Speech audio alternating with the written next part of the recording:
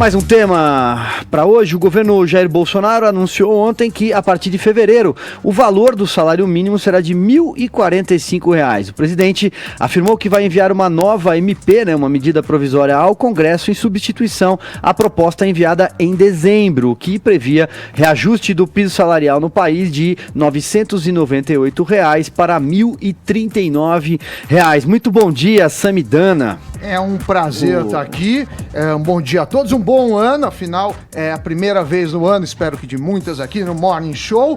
Vamos lá, vamos explicar o que acontece. O salário mínimo geralmente é ajustado pelo INPC. O que é o INPC? É um índice de inflação que foca em famílias que ganham de 1 a 5 salários mínimos, então as famílias menos favorecidas. Só que o salário mínimo precisaria valer desde janeiro. O INPC estimado pelo governo, era 3,86%. Aí, dezembro, teve aquela loucura, os preços da carne foram para casa do chapéu e puxou a inflação para cima. Então, se revelou a inflação do ano não 3,86%, e sim 4,48%. Foi isso que aconteceu. E aí, o mínimo que era para ser, que já está valendo de 1.039, então aumentaria de 998 para 1.039. Aí deram um ajuste para 1.045. Agora, quase tudo em economia tem seus impactos. Tem impacto. Qual que é o impacto disso? Muito pensionista recebe vinculado a salário mínimo, sei lá. O governo vai gastar com isso 2,13 bilhões a mais. Aí, o Ministério da Economia falou, beleza, dinheiro não nasce em árvore. Para fazer isso, eu vou ter que arrecadar mais. Então, semana que vem vão anunciar uma medida, provavelmente um imposto. Aí a questão é, quem que paga, Porque se você... Pois é, no final das contas tá saindo do nosso bolso, não? Claro que tá saindo do nosso bolso. Mas aí você pode ver se não tem uma política. Tô cobrando mais dos mais ricos. Sei lá, vou criar um imposto sobre bens de luxo. O governo pode fazer isso. Não acho que é o caso, até porque ele pretende arrecadar 8 bilhões. Muita gente fala assim, é fácil, Por que não imprime dinheiro, Então, se imprimir dinheiro, você vai ter uma inflação gigante. Agora, o Diese fala que o salário mínimo teria que ser R$ 4.300. O que ele faz? O Diese fala o seguinte, olha, quanto custa a cesta básica? Aí vai em todas as cidades em média com cesta básica. Aí fala, olha, uma família tem 4 pessoas, então calcula o custo com comida. Aí eles pegam a Constituição e falam, o brasileiro tem que ter direito à moradia, tem que ter direito a caneta é fácil. Saúde, educação e transporte. E aí, o salário seria 4.300. Agora, existe uma questão, por que a gente não aumenta o salário mínimo em 4.300, então? Porque se fizesse isso, não ajudaria as pessoas. Você teria muitas pessoas sendo mandadas embora.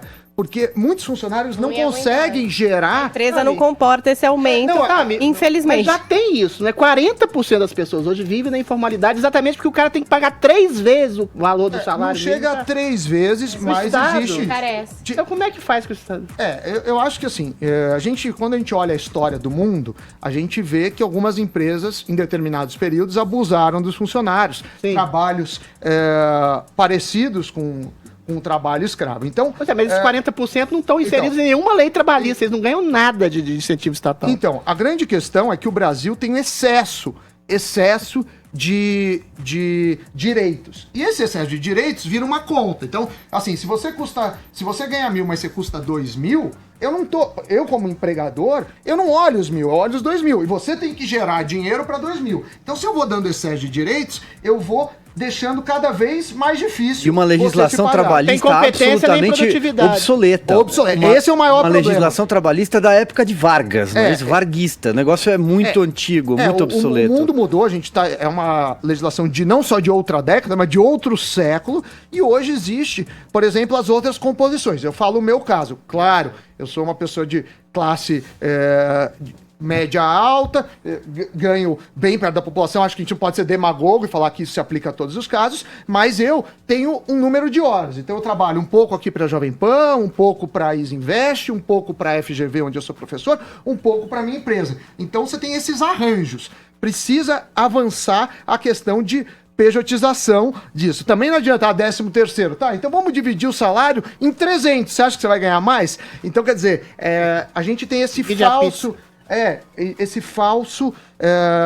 essa falsa sensação que é fácil. Mas o fato é que salário mínimo, se aumenta, você está aumentando imposto. Se você aumenta mais, você pode deixar a gente desempregada. Então, você gera mais desemprego do que benefício, ou seja, é um populismo invertido, não é? Assim, o aumento foi realmente a inflação, né? Foi só a inflação. Mas quem defende aumento real tem que tomar cuidado. O que eu peço como economista, que sou, e cientista, é sair um pouco do campo ideológico, então seja, o mínimo precisa ser 5 mil ou o mínimo tem que ser 0. E olhar outros países e fazer experimentos, né? Experimento que eu digo é pegar dados e medir, para ver se tem um mínimo ideal. Talvez 500, 900, R$1.000 seja um bom mínimo para preservar os menos favorecidos e não jogar para a informalidade. Então, eu me apoio em dados. Porque eu acho que é a melhor forma... Dá um modelo padrão de um país que tem um salário mínimo ou que não tenha um salário mínimo, que dê uma situação de equidade social. Na Europa agora tem uma nova área que estão estudando faixas de salários mínimos. Me parece fazer sentido. Então, se você tem 18 anos, o salário mínimo de 1.000, talvez para São Paulo seja ok. Mas lá para o interior do Piauí, que é uma região pobre, talvez seja muito caro 1.000. Perfeito.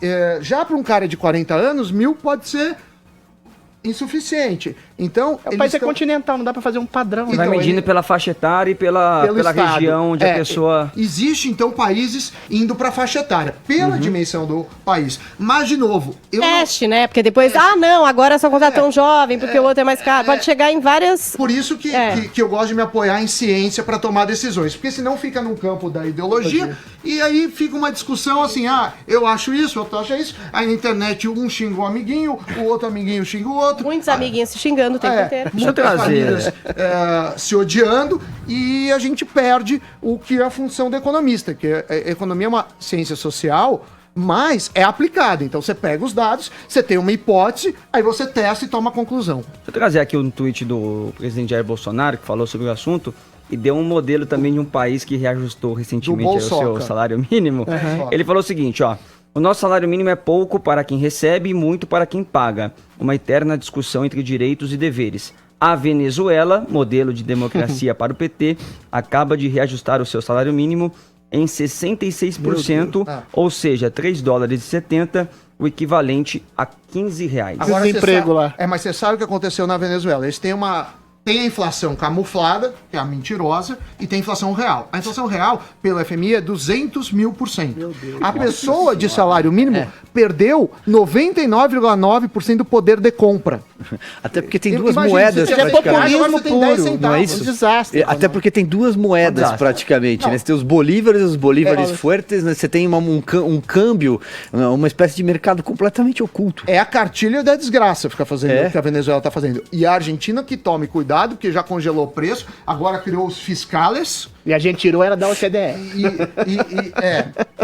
Tem que tomar cuidado. Então, de novo, tem que se apoiar em modelos, né? E falando nisso, para não ficar também só puxando o saco do governo, CPMF, por exemplo, é o contrário. Todos os países que adotaram a CPMF, a Venezuela adota. É o único país que adota CPMF até hoje numa alíquota alta. Então, quer dizer, a gente tem que tentar fazer uma análise imparcial baseada em dados. Pelo menos eu tento fazer isso.